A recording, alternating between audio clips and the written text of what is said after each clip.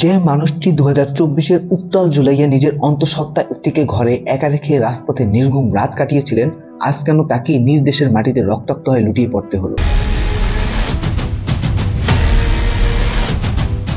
জুম্মার নামাজের ঠিক আগ মুহূর্তে রাজধানীর বিজয়নগর এলাকায় কিভাবে মোটরসাইকেলে এসে মাত্র কয়েক সেকেন্ডে তাকে গুলি করে নিরাপদে উধাও হয়ে গেলে খুনিরা? মৃত্যুর ঠিক কয়েকদিন আগে দেশি বিদেশি 30টি নম্বর থেকে আসা সেই হুমকিগুলো আসলে কাদের ছিল? কেন বারবার বিদেশের মাটির ষড়যন্ত্রের কথা বলে আসছিলেন তিনি? গোয়েন্দা জালে উঠে আসা ঢাকার সেই মাফিয়া ডন শাহিন চেয়ারম্যান কি এমন গোপন স্বার্থ ছিল তার, যার জন্য তিনি এই কিলিং মিশনের পিছনে কোটি কোটি টাকা আর অস্ত্রের যোগান দিলেন?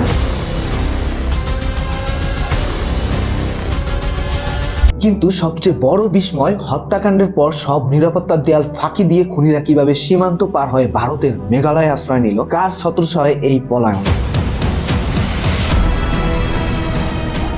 আর সবশেষে প্রশ্ন জাগে, রাজধানীর বুকে দিনে দুপুরে এমন হত্যাকাণ্ড ঘটার পরও কেন খুনিদের আগেভাগে রুখতে পারল না প্রশাসন? তবে কি হাদির মৃত্যু আমাদের নিরাপত্তা ব্যবস্থার এক চরম ব্যর্থতার প্রতিচ্ছবি?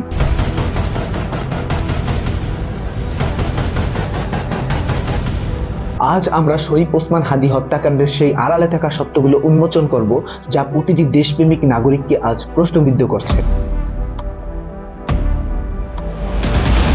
শরীফ ওসমান হাদি গত কয়েক মাসে বাংলাদেশের পলিটিক্যাল সার্কিটে এই নামটা বেশ চর্চায় আছে, কিন্তু এই মানুষটার অরিজিন কোথায়? হাদির জন্ম ঝালকাঠি জেলার নলছিটি উপজেলায়। তার বাবা একজন মাদ্রাসার শিক্ষক এবং মসজিদের ইমাম ছিলেন, অর্থাৎ হাদির বেড়ে ওঠা একটা ধর্মীয় ও সুশৃঙ্খল পরিবেশে।